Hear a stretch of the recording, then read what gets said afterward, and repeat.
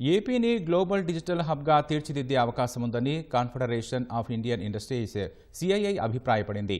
ఇందుకు స్వల్ప దీర్ఘకాలిక లక్ష్యాలు అవసరమని, ప్రపంచ అవసరాలకు అనుగుణంగా ఇప్పటి నుంచే అడుగులు వేయాలని సూచించింది.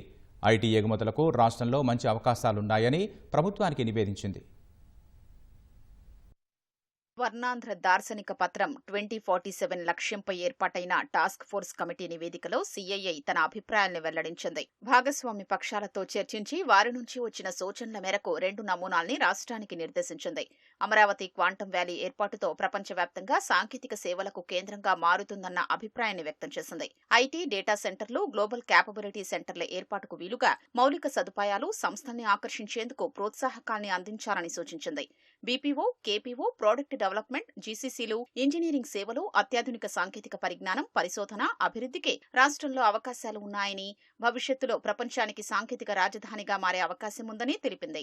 అనలాగ్ సమాచారాన్ని డిజిటల్ ఫార్మాట్లోకి మార్చాలని సిఐఐ తన మొదటి నమూనాలో తెలిపింది. ఆ తర్వాత డిజిటల్ టెక్నాలజీని వినియోగించి పాలనా ప్రక్రియలో మార్పులు తీసుకొచ్చి ప్రజాసేవలు మెరుగుపర్చాలని సూచించింది. యూజ్ కేసుల కోసం ఆరోగ్య సంరక్షణ, వ్యవసాయం, విద్య, పట్టణ ప్రణాళిక వంటి కీలక రంగాల డేటా అనుసంధానించి ప్రభుత్వ కార్యక్రమాలకు వర్తింపజేయాలంది.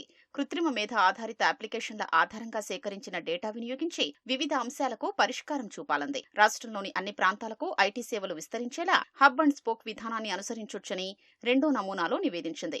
బిజినెస్ ప్రాసెస్ అవుట్ సోర్సింగ్ సెంటర్లు అభివృద్ధి చేయాలని, నైపుణ్య ఆధారిత టెక్నాలజీ హబ్, స్పోక్ సెంటర్ల ఏర్పాటుకు ప్రోత్సాహం కల్పించాలని సూచించింది. ఐటీ సేవలు, క్వాంటం కంప్యూటింగ్, డేటా సెంటర్లు, గ్లోబల్ క్యాపబిలిటీ సెంటర్లు, ఏఐ హబ్లుగా విశాఖపట్నం, విజయవాడ, తిరుపతి, అమరావతి నగరాల్ని పరిగణించాలని కార్యాచరణ రూపొందించింది. హబ్లకు అనుసంధానంగా ఉన్న పట్టణాల్ని బీపీఓ కేంద్రాలుగా అభివృద్ధి చేయాలని సూచించింది.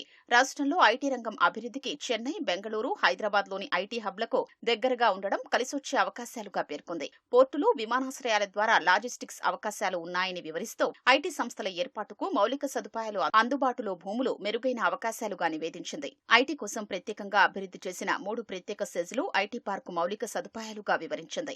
ఐటీ, జీసీసీ పాలసీలో ప్రోత్సాహకాలపై ప్రకటన కలిసొచ్చే అంశంగా అభిప్రాయపడింది.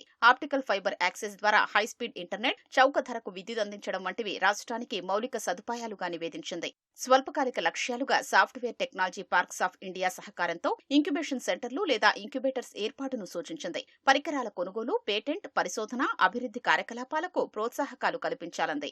దీర్ఘకాలిక లక్ష్యాలుగా సమీకృత టెక్నాలజీ పార్కులు, కాన్సెప్ట్ సిటీలు, విశ్వవిద్యాలయాలు, ఇంక్యుబేషన్ సెంటర్లు, సెంటర్ ఆఫ్ ఎక్సలెన్స్లు, ల్యాబ్లు, కోవర్కింగ్ స్పేస్ల ఏర్పాటును సిఫార్సు చేసింది. పీపీపీ విధానంలో ఐటీ, జీసీసీ పాలసీల ద్వారా మౌలిక సదుపాయాలు కల్పించాలని సూచించింది. 2022లో ప్రపంచవ్యాప్తంగా ఏఐ రంగంలో $136.55 బిలియన్ వాణిజ్యం నమోదైందని వెల్లడించింది. రాబోయే సంవత్సరాల్లో ఏఐ భారీగా విస్తరించే అవకాశం ఉన్నందున వాటిని అందిపుచ్చుకునేందుకు అమరావతిలో డేటా మోడల్ అథారిటీ ఏర్పాటు చేయాలని స్పష్టం చేసింది. జాతీయ లక్ష్యాలకు అనుగుణంగా ఏఐ పాలసీ, కేంద్ర ఏఐ మిషన్లో భాగస్వామ్యం కావాలని తెలిపింది.